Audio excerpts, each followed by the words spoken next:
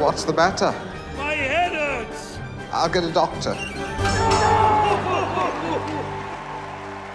Laurel and Hardy probably have been the most important double act to comedy ever. You only need to see them. A lot of people who are fans of theirs across the globe, all, you know, you name it, all the big comedians, they always sort of reference Laurel and Hardy.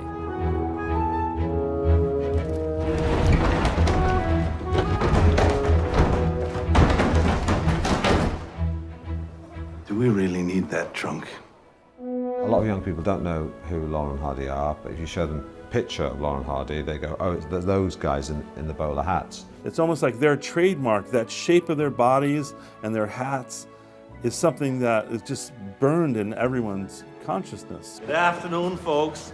Hello? Oh, ma'am, if you're buying tickets, tell them you're friends of ours. He'll charge you extra. 2 seats, front row. Laurel and Hardy had this sense about them when you watched their work that they loved human beings. They had compassion for the human condition. The jokes were always on them because they were foolish. You know, they'd poke fun at the kind of social norms of the time, but ultimately, this seems to be the message of their work is like, aren't human beings ridiculous and aren't they beautiful? Stan Laurel and Oliver Hardy were best friends. They were both very different people and they had different interests outside of work, so they weren't all that social when they were working together on the films. Stan was a workaholic. Ollie was a guy who didn't want to be around a set unless he was working, who would golf, who would go and, you know, bet on the horses. The fact that they were such different people also, I think, surprises people. But they loved each other. They really loved each other. You can't have Hardy without Laurel.